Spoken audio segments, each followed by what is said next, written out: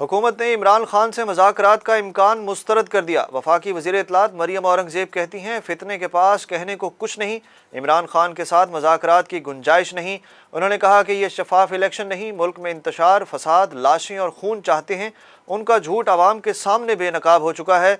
सड़कों पर जहनी गिलाज़त बखेरने वाले की असलियत अब छुप नहीं सकती। लॉन्ग मार्च का दूसरा रोज़ इमरान खान की क़यादत में काफ़िला मंजिल की जानिब गामजन। लॉन्ग मार्च के शुरा से खिताब के दौरान इमरान खान ने कहा कि चीफ जस्टिस हमारे हकूक़ की हिफाजत नहीं करेंगे तो कौन करेगा। दो लोग जब से इस्लामाबाद में आए हैं तब से जुल्म किया जा रहा है। मेरा इनको पैगाम है, हम इंसान हैं, भेड़ बकरियां नहीं, जो कहेंगे वो मान लेंगे। इमरान खान का दौरान हिरासत, तशद्दुद के वाक़यात पर चीफ जस्टिस से नोटिस लेने का मुतालबा। DGISI को मुखातिब करते हुए साबिक़ वज़ीर आज़म ने कहा कि गैर सियासी प्रेस कॉन्फ्रेंस में सिर्फ इमरान खान को निशाना नहीं बनाते, आपको 1100 अरब रुपए का डाका मारने वाले चोर नज़र नहीं आ रहे। फवाद चौधरी की हुकूमत को मुज़ाकरात की मशरूत पेशकश। तहरीक इंसाफ के रहनुमा फवाद चौधरी का कहना है कि अगर हुकूमत इलेक्शन का ऐलान कर दे तो हम मुज़ाकरात के लिए तैयार हैं। सोशल मीडिया पर जारी बयान में रहनुमा तहरीक इंसाफ का कहना था कि संजीदा मुज़ाकरात के लिए तैयार हैं, लेकिन पहली शर्त इंतखाबात का ऐलान है। आप ऐलान करें कि इलेक्शन मार्च या अप्रैल में होंगे तो बात हो जाएगी। उनका ये भी कहना था कि जब नवाज शरीफ इलेक्शन कराने के लिए तैयार ही नहीं तो बातचीत क्या होगी। वज़ीर दिफा ख्वाजा आसिफ का भी PTI से मुज़ाकरात ना करने का मौक़िफ़। कहा कि जिन मुज़ाकरात का PTI राग अलाप रही है उनका कोई इम्कान नहीं, इलेक्शन आईनी वक्त पर ही होंगे। इमरान खान ISI को टारगेट करके फ़ौज को तकरीर का मौजू बनाकर ऐसा बयानिया बना रहा है जो भारत का तो हो सकता है मगर किसी पाकिस्तानी का नहीं। लॉन्ग मार्च पर तनकीद करते हुए वज़ीर दिफा ने कहा कि इमरान खान सारे शौक़ पूरे कर लें। इस वक्त भारतीय मीडिया इनको भरपूर सरपरस्ती और एयर टाइम दे रहा है, इसको इंजॉय करें। पेमरा की PTI लॉन्ग मार्च की लाइव कवरेज और तकारीर से मुतल्लिक चैनल्स को हिदायत जारी। हिदायतनामे में कहा गया कि लॉन्ग मार्च के दौरान PTI रहनुमाओं की तकारीर के दौरान ताख़ीरी निज़ाम लागू किया जाए।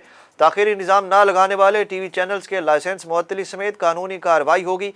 तमाम चैनल्स रियासती इदारों को बदनाम करने वाला मवाद नशर करने से गुरेज करें। इमरान खान ने फैसल वाडा को तहरीक इंसाफ से निकाल दिया। चेयरमैन तहरीक इंसाफ ने फैसल वाडा की पार्टी रुकनीत ख़त्म कर दी।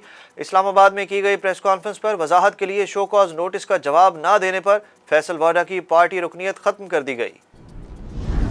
डेरा इस्माइल खान में सिक्योरिटी फोर्सेज और दहशत गर्दों के माबैन फायरिंग के तबादले में पाक फौज के 2 जवान शहीद हो गए। ISPR के मुताबिक शहीद होने वालों में खुशाब के रिहायशी 33 साला नाइक सजाद हुसैन और अटक के रिहायशी 26 साला मोहम्मद इसरार भी शामिल हैं। इलाके को दहशत गर्दों से पाक कराने के लिए पाक फौज का क्लियरेंस ऑपरेशन जारी। बदनाम ज़माना अमरीकी जेल गवांतानामो बे से तवील अरसे बाद पाकिस्तानी ताजिर को रिहा कर दिया गया। पाकिस्तानी शहरी और कराची से ताल्लुक़ रखने वाली कारोबारी शख्सियत सैफुल्लाह पराचा रिहाई के बाद पाकिस्तान पहुँच गए। वज़ारत ख़ारजा के बयान में बताया गया कि सैफुल्लाह पराचा की वतन वापसी के लिए दोनों मुल्कों की एजेंसियों के दरमियान तवील तरीक़ाकार को पाकिस्तान के दफ्तर ख़ारजा ने मुकम्मल किया। सैफुल्लाह पराचा पर अलकायदा और उसामा बिन लादेन से राब्तों के इल्ज़ामात थे। दुनिया के सबसे बड़े अमीर इंसान एलन मस्क के ट्विटर खरीदने के बाद बड़े इक़दामात। बैनुल अक़वामी मीडिया के मुताबिक एलन मस्क ने ट्विटर का कंट्रोल संभालते ही कंपनी के 4 आला तरीन भारतीय अफसरान को उन्हें गुमराह करने के इल्ज़ाम में ओहदे से फारिग कर दिया।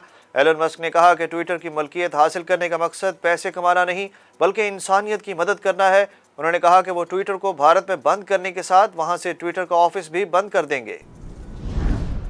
और ICC men's T20 world cup के सुपर 12 के मैच में न्यूजीलैंड ने श्रीलंका को 65 रन से शिकस्त दे दी। 168 रन के हदफ के ताक़ुब में श्रीलंकन टीम की बैटिंग लाइन फ्लॉप हो गई। पूरी टीम 20वें ओवर में 102 रन पर आउट हो गई।